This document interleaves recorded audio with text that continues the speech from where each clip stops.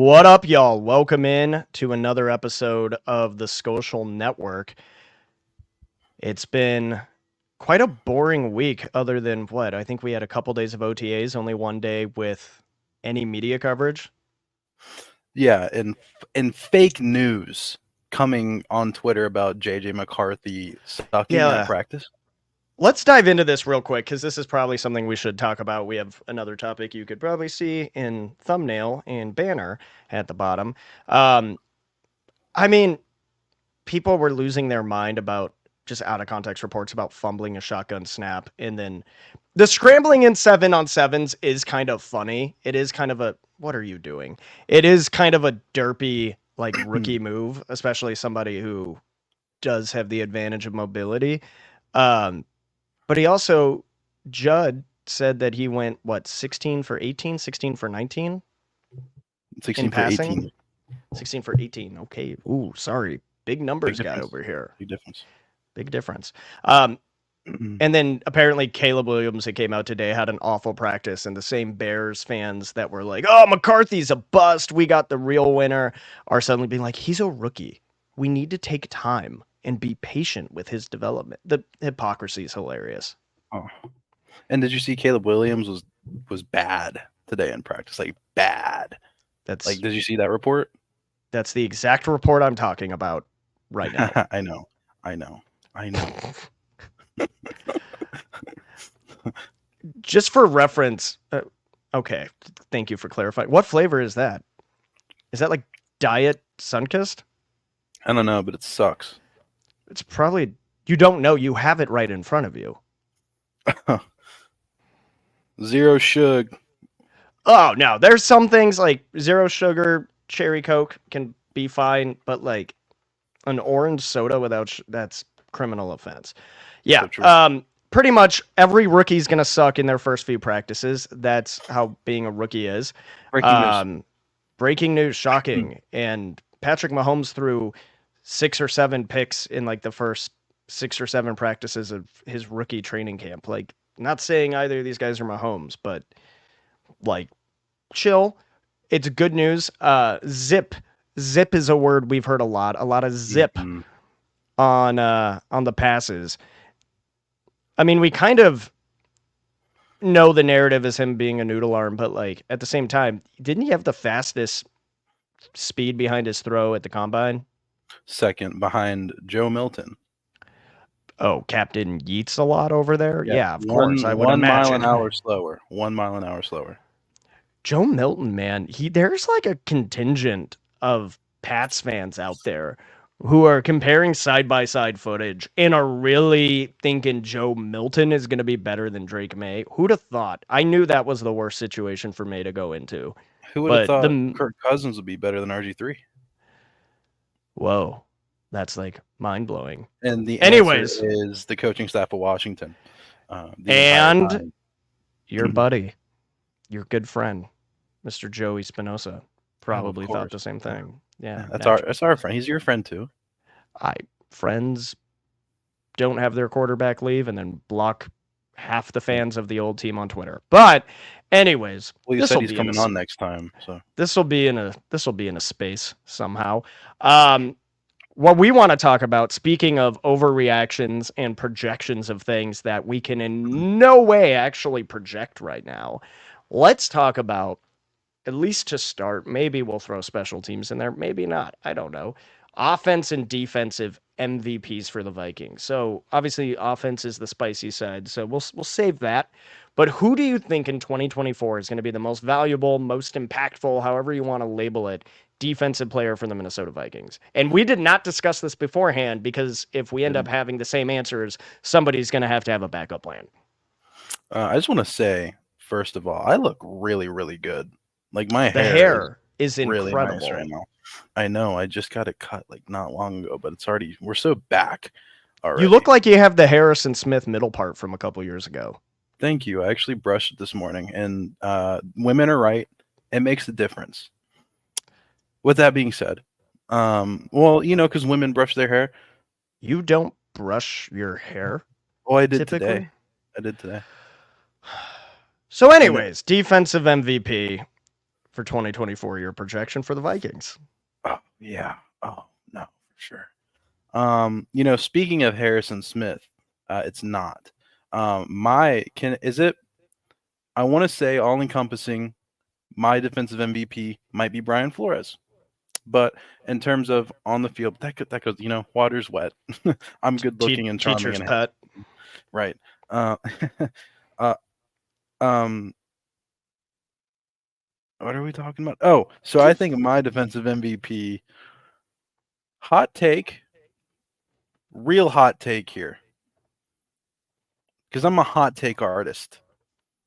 Yeah, even when your hot takes completely kill your legitimacy as a quote unquote insider, but continue. I never claimed to be an insider. Cam Bynum is a name that really, piques my interest, if you will. I think we saw a big leap forward with Cam Bynum because, 2 years ago, he was straight up just like, But again, Ed Donatel, terrorist, comes to mind. I think under Brian Flores, Cam Bynum has really come into his own. Minnesota will be owing him a lot of money. He's playing for a contract this year. So I think Cam Bynum, maybe we see him play some slot corner. Don't know. Corner room is really full. But I think in terms of, because it's really easy to say Josh Metellus could be defensive VP, Jonathan Grenard, Dallas Turner comes to mind as well also. But I think Are you intentionally making any reasonable take I have look bad? No, I actually didn't really think about that, and I should think about what I say before I say it more often. God dang, I look good. But Cam Bynum, I think at the end of the year when we look back and we see what he did on the field, you know what? It's a prediction. Cam Bynum will have 7 interceptions this year. 7. Book it. That's a lot of interceptions. Thank you. Well, I would imagine that probably comes from an improved pass rush. And when we say that, somebody always gets mad about, well, none of them are as good as Daniil. We've said this a million times. I feel like we always have to disclaim this. The pass rush as a whole, especially, I would have said this during post free agency, but especially with Dallas Turner, got better. I don't think any of them are at Daniil's level yet, but it got better. I think that's going to help quarterbacks or help us get quarterbacks to throw under pressure. So, yeah, I mean, to your point, Cam Bynum in 2022, he played all 17 games. He went from a total of 81 tackles, including 49 solo, to 137 tackles, 94 of them being solo tackles, 2 interceptions in both seasons. But 100%, like, he stepped up, and that is very much needed with Harrison Smith now apparently planning for a life in construction, according to what he shared this week. Mm-hmm. And the less than encouraging news about Lewis Cine getting burnt by third and fourth string receivers. We need a safety that we can invest in and make a staple. And I think, to your point, Cam Bynum is definitely going to be that. Yeah, and I will say here, little bit of Cox lag. There's a little bit of Cox going on right here. So we're gonna get through it. I think it figures itself out. So don't mind the Cox. Now we're back. So no, I completely agree. Lewis Cine being torched by me and receivers equal to my caliber has been it's a very frustrating thing. And I think Harrison Smith, just you think about how Josh Metellus is used and how Harrison Smith is used. I think Cam Bynum could just be in that backfield. He'll be kind of, and it's hard to call him defensive MVP when he's just kind of like ball hawking. He's the center fielder. He's the center fielder. Very good baseball. Yeah. Yay. Yeah. But I think Cam Bynum will benefit greatly from that. And again, so you know what? 8 interceptions. I said it. He will have 8 interceptions this year. All right. Well, we will definitely come back to that, I'm sure. Well, you already mentioned my defensive MVP in a way to label dumb choices, but to your point, 100%. This person allows Cam Bynum to thrive, which is Josh Metellus. And am I going to sit here and say, if I was picking a starting safety, pure safety next to Harrison Smith, would I pick Metellus or Bynum? I would probably pick Bynum for the reasons you mentioned. But I don't think, and we didn't even really get to see what Brian Flores truly wanted last year, what Josh Metellus was able to do. And I think he lined up at every single defensive position at one point, maybe except like one. Um, going, speaking of the tackles, obviously in 2022 he rotated in, so we had less opportunities, but 116 tackles, 4 forced fumbles. So, you kind of have a guy who, as he moves through the field, can kind of play like that linebacker and make really strong contact and force the ball out. I believe he had 1 pick each of the last 2 years. So he's not going to be that center fielder guy. He's going to be, I don't know, let's say the catcher, the guy who's going to be at home plate. And, I miss the good old days of baseball where you could run into the catcher and really try to stop somebody there and really just take whatever the offense is doing, wherever he's lining up, and just stop the momentum downfield. I think that opens the door for guys like Bynum to have more success. I think it's going to free up guys like Grenard, Van Ginkel. Dallas Turner's surrounded by a lot of talent, which is going to help him develop and have more of an impact earlier on than he would in a lot of other places. I think that starts with Metellus and his ability to fit any defensive play in scheme in any position.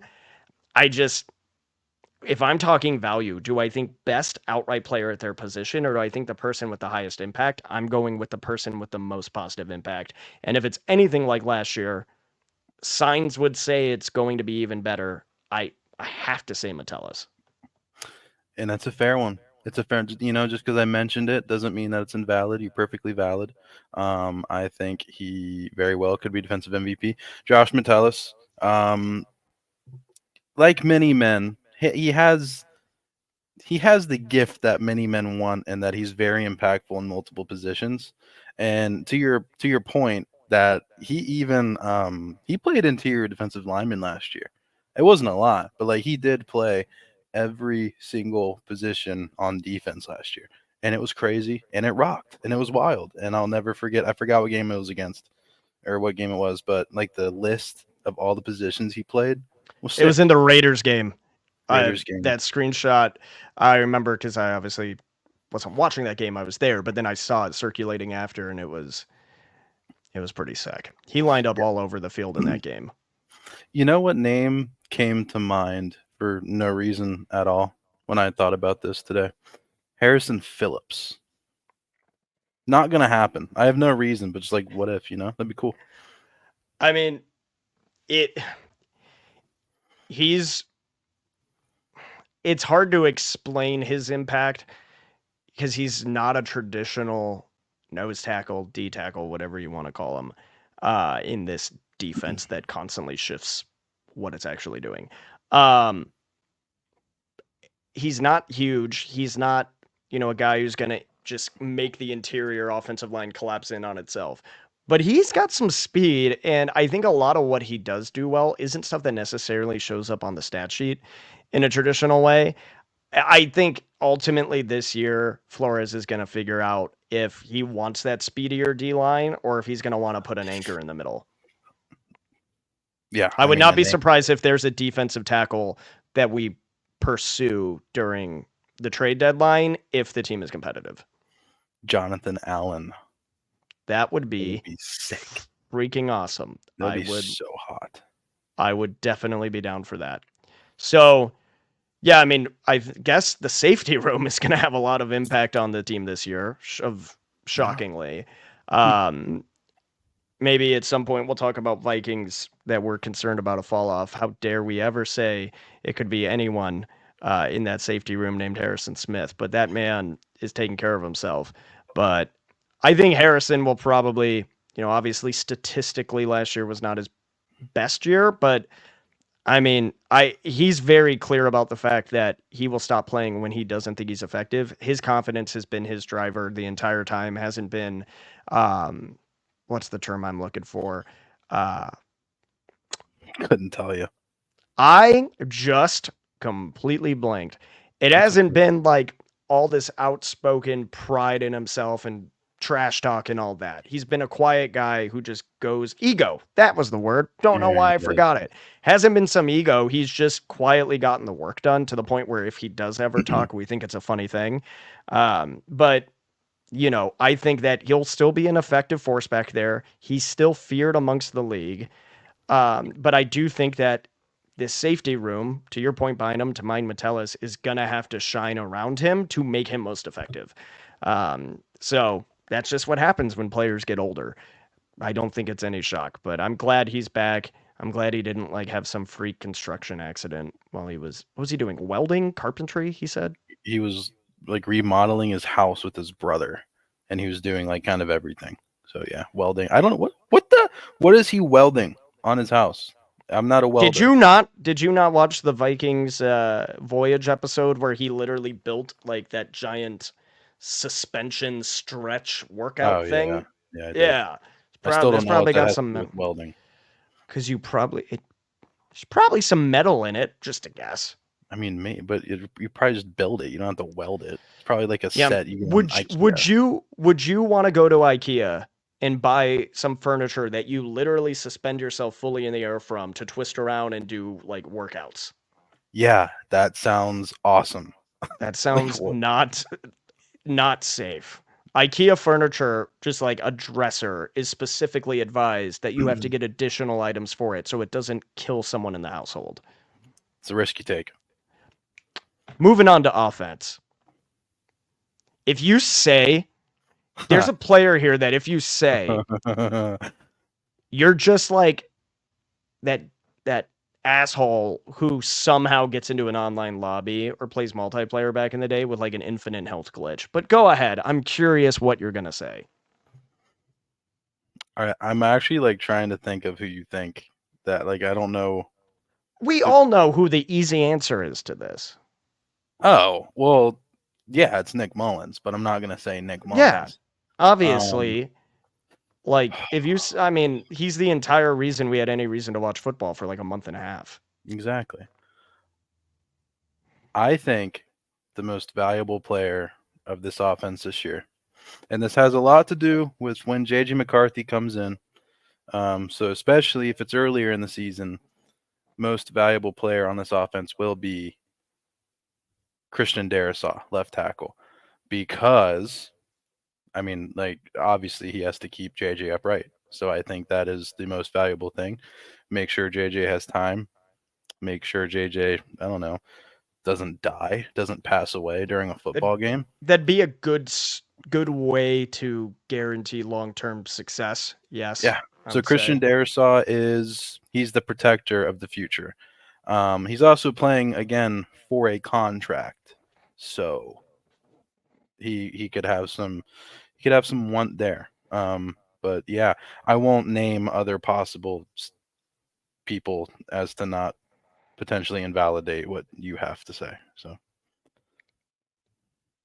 well, I mean, I think Christian Darrisaw definitely, whoever's playing quarterback, even if it is Darnold, I think a lot of Darnold's success is going to come from being able to not be attacked from his blind side. Some may say by ghosts in his own terminology. Man, that's Sam a deep Darnold cut. Yeah, it's not dude. deep. The Sam Darnold like first 1 or 2 years in New York is filled with so many memes between that and the greatest graphic in ESPN history. The monograph. That's the best. What's the full word? Mononucleosis. Mononucleosis. That sounds like plant sex. But they didn't say mono, which would have been like, that's embarrassing. They're like, let's get the science behind it and just spell out a word half of America can't spell or pronounce. You can just say illness. Like you had to put the full scientific term of that Sam Darnold was kissing a woman. Maybe it might not be a woman. Maybe a lot of, well, I already put on Twitter, you know, our quarterback, people blast him for it, but he was just kissing a bunch of adoring fans, man. I mean, hey, anything for the game, I guess. Similar mindset to yours as far as if that's just gonna make you cough and like into my ear directly with headphones, maybe like take baby rips. Maybe, it helps me focus. Yeah, it does not help me just with you having whooping cough in my ear. But similar to your thought, who is going to take the most pressure off of the quarterback? Whether that's McCarthy or it's, hey, let's give Darnold every opportunity to succeed. Let's talk about last year for a point of reference. What Kirk Cousins did until he got injured, even though there were a few losses in there, but statistically was insanely impressive. I don't want that to get lost in, the have fun in Atlanta with Michael Penix, whatever jokes, right? Like he was playing insane football. And then the other quarterbacks come in, obviously not at the same skill level, and they fall apart after Dobbs' 2 miracle games. Amongst all of that, there was not a dependable run game until, and even debatably not including, when Ty Chandler actually got involved consistently. We saw flashes, but all that to say, I think Aaron Jones is going to be the MVP for the offense this year because of what he actually opens up. And I know dude's what, 30, 31? I think he's 30. Yeah. I know last year, I have it here in front of me. I think he had 2 touchdowns on the year, about 800. He had 700 yards and 2 touchdowns. And then we go into the playoffs, mainly all against Dallas. He had 108 yards against San Fran, no touchdowns, 6 yards per carry. But in Dallas, 118 yards and 3 touchdowns. I know he was banged up last year. Older backs, it's so weird saying older when the guy's younger than me, but tend to have that happen. But all that to say, I think if he can even hit 700-800 yards for the year, a little bit of what he did last year, I think, hell, 1 rushing touchdown as RB1 would be an improvement. Not to throw shade at anybody, the run game was a mess. But I think that he is going to take pressure off of Darnold as long as Darnold is playing, unless something crazy happens and it's McCarthy from day one. And when McCarthy comes in, having that option there who can not only take pressure off of you, but open up the play action game.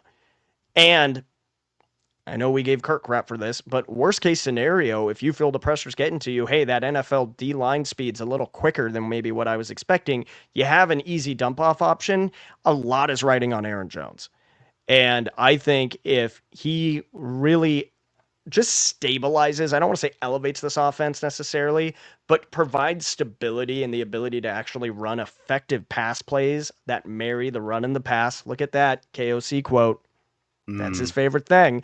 Him and Quasey, man, they got their own little, here's the 10 keywords I have to say every presser. But 100%. But I say all that, it's going to make the pass game better, the better he is at being a true first down back, being able to get us 4 or 5 yards, whatever it may be. And hopefully he can be effective in the passing game. I think he was kind of middle of the pack, higher end middle of the pack as far as pass protection. All those things are benefits. Unless he has some insane fall off, like he just used, going to NFL Street or something, the rest of his stamina meter in that last playoff run, I think he's going to be a step up and help the team overall. And I think that it's going to open things up across the board for everybody involved. Yes. And I want to point out how overrated rushing touchdowns are, because a healthy amount of those are coming on the goal line anyway, or inside the 5-yard line. So Matt Asiata. Yeah. So unless you're Alex Madison, to where you just kind of prove it, you're just straight up irrelevant in most any and all cases that aren't pass blocking. Or hurdling a guy for no reason. Yes. Not to just needlessly slander. I love Alexander Madison as a person. He just did not do very well last year. Yes. Just keep it that simple. So yeah, when you see the Aaron Jones, oh well, you want to go from Alex Madison, who had no rushing touchdowns, to Aaron Jones, who only had 2. It's not a big improvement. Like, you just proved to me you only look at box scores and you don't watch ball. So, yeah, rushing touchdowns overrated. It literally just kind of a filler stat. Yeah, I just wanted to point that out. Well, I would say this. Madison technically had more yards last year, but I believe Aaron Jones, if I'm not mistaken, also missed some time last year. I think. Let me look here.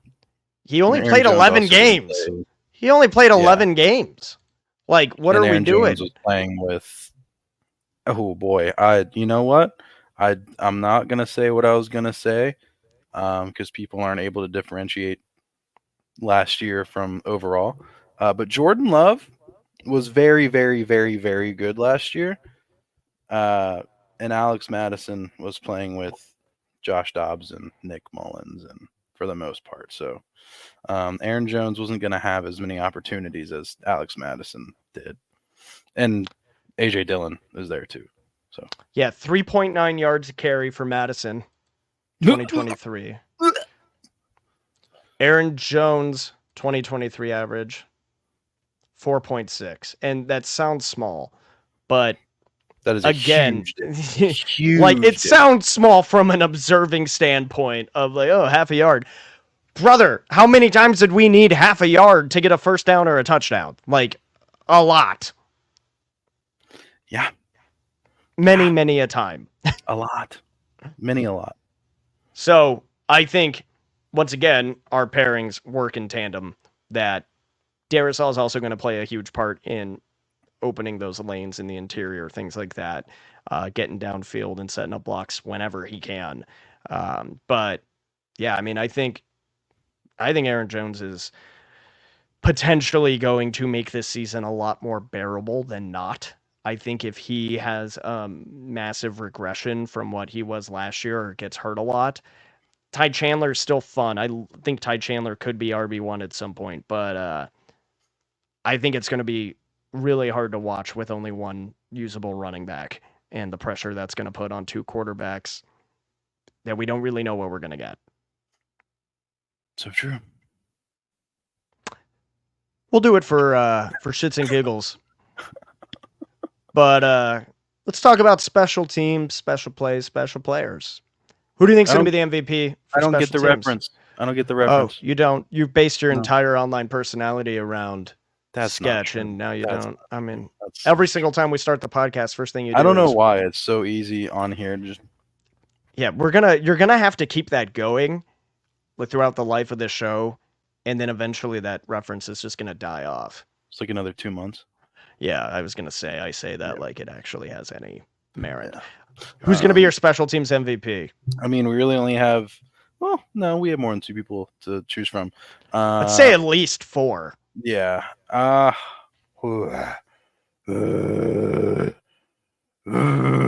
and Wongwu. I thought, okay, Reichard, okay, Ryan Wright. If Ryan Wright can get back to 2022 form, magnifico. But Kene and Wongwu with the new kickoff rules, there's going to be some more returns. So he's already one of the best return men. So my only concern with him is that literally not being able to do much last year, he just forgot what to do when a football hits him in the hands. But that man is, seeing him return a touchdown in person is, I've never seen somebody run so fast in my life. It was freaking awesome. And that was not enough people talk about that, and I understand because it's a dying phase of the game, and that's why they're changing the rules around it to try to bring it back at least. Yeah, like you don't get that many reps with that under the old rules. It's not like you're practicing and you're doing full contact, full speed kick returns. I don't think they do that at practice. So the fact that you only have like a handful of those through a season.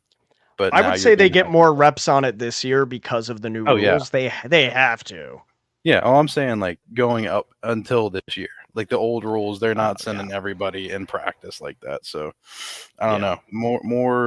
More reps. You saw what Kenny Nwangwu did when he got opportunities most of the time when he was getting them consistently, and he was the best kick returner in the NFL. So yeah, I have two I'm going between, but one of them it's just the matter of, do I think we could even consistently see this person make an impact? Not that they can't. I'm going to go, you said Reichard. Is it pronounced Reichard? And I've been saying Reichard this entire time. well, Reichard is just you're towing a line there. So I've been saying Reichard. Just call him Richard at that point. Well, I know, but I mean, I think I've heard Reichard, and that's why I said it. But like Reichard, like okay, it has a. Is it a World War II reference? Yeah, there you go. We're there. Okay. Well, I mean, if it's his last name, it's his last name. I don't know. I mean, would you say? Yeah, never mind. I don't. Okay. I'm just Will Reichard. Will yeah. Reichard. I hate to say this, it pains me because we did sign who has repeatedly been called my twin in John Parker Romo. But if you look at the Vikings draft video, shout out to their YouTube, go watch it this week. I know they put out a bunch of draft content. This is, I believe, a full 20-minute documentary about the process of making each and every pick with pre-draft combine visit footage for McCarthy and Turner. It's incredible. Matt Daniels lights up and is sitting there like a kid on Christmas morning waiting for them to take Reichard. I cannot foresee a situation where he doesn't get the job. And I think if he's able to be consistent, like he was in college, most of those came from extra points. Good. Give them to me. I want extra points. We didn't have those all the time. Give me extra points and my life's less stressful. Yeah. Seriously. Think to how many times you got into the end of a game and it was tied, or the other team won instead of us going to overtime because of a missed extra point. Mm-hmm. I do not care. That is not a bad thing for this team. Stop complaining. I think that if he can just do that and then be what Greg Joseph was the rest of the way, it's an upgrade, an immediate upgrade that takes away a lot of stress. I think he'll be better. Maybe not quite this year, but I mean, he's going to have time. Kickers are weird. There's development always. You're with better coaches. You have better ways to practice. It's usually not like mind-blowing improvement, I guess, unless you're Daniel Carlson, who maybe just had a vendetta against Zimmer. But Will Reichard, I think, is just going to immediately give this team more points, which is not a bad thing. My alternative was Najee Thompson because he's just a freak. And I think that's who you were thinking of too, so I thought I'd mention it. It's just you don't really know how often you're going to get a chance to see that, but his ability to make those plays as a gunner is freaking insane. The one thing we had to cheer about at the Packers game last year at US Bank was his forced fumble on a punt return. Kid's a bullet. The sneaky guy I thought of was Brandon Powell, because you're going to have two returners now. So I would think Brandon Powell would be that guy. Depends on how heavily they're going to feature him in the offense. I hope not, because I don't like Brandon Powell, but he's not a wide receiver 3. He's a good receiver 4. Depends on what they see as the difference between him as receiver 3 and whoever's next up, whether that's Naylor or whoever it is. I would also not be surprised if Thayer Thomas or what's his face, the kid we signed from Mercer as a UDFA, that are just options to have. I think that Mercer kid was super fast. One of the receivers we signed was. Hi, James. Yeah, I think if it's you serve the same purpose as Kene, then you're just catch ball, run fast. That would make sense, but it just comes down to, do you want two 53-man spots taken up by catch ball, run fast? Yeah, doubt it. So, put Ty Chandler back there. With that in mind, I think there's a lot more, and we've talked about this, and I just keep seeing kind of this like ominous negativity on Twitter, but like I think there's stuff to be excited about this year. And I remember the day Kirk left, people were selling their season tickets. Like, what? I mean, that's your stuff to do with as you please. Sure. But, I think we've said it. Do I think we're a Super Bowl favorite this year? No. Do I think we can maybe sneak into playoffs? Possibly. We almost didn't last year. But there's a lot of fun stuff to watch. To your point you made a few episodes ago, like development and seeing individual players. These are all guys I think are going to be super exciting to watch. Hot take. Well, I'm just repeating I know. things we've already said multiple times. I'm reiterating your people should be excited because there's people that are really doomy about the team, and I'm reiterating your adamancy, if that's a word. Is that a word? Oh, yes. Hold on. Doomy and gloomy. I have to share. Oh, yeah. I have to share a tweet I saw today. Is it a Off fake topic, giveaway? but speaking about who should be who we thought was going to, the easy answer for offensive MVP, Justin Jefferson. Woohoo. Of course, he's the MVP of everything. Like, he's incredible. Somebody tweeted that Justin Jefferson's contract situation is because he's immature and only cares about dancing in the end zone before and after games, and that the Vikings are teaching him a lesson in humility. What are we doing? Like, the nicest, most level-headed star receiver we've ever. Do you remember Diggs? Do you remember Randy Moss? Like, what did you? Then he kick a caterer or something in 2010? I don't know. That story has been modified a million times. But like Justin Jefferson, seriously, if anyone calls him a diva or says he needs an attitude adjustment, what are you on? It's a cope. I don't know. I really don't know, because as soon as he signs the extension, that same person is gonna be like, oh yeah. I knew he loved Minnesota all along. Never in doubt. What are we doing? Anyways, off topic. Well, still the Vikings, but like, we gotta chill a little bit on like. We get it. Like, we like to make content. We like to get engagement. All that fun stuff. But like, don't throw shit out there.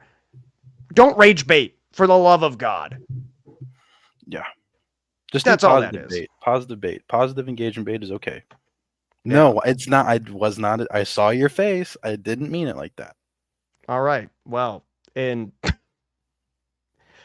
I'm just glad we're on the same mindset as far as sometimes you just say shit and you have an intention, and sometimes you just say shit and then afterwards you realize what it sounded like. Yeah. So, I'm glad we're synced up on baiting. Typical ending to a Skolcial Network episode. We'll see you guys next week.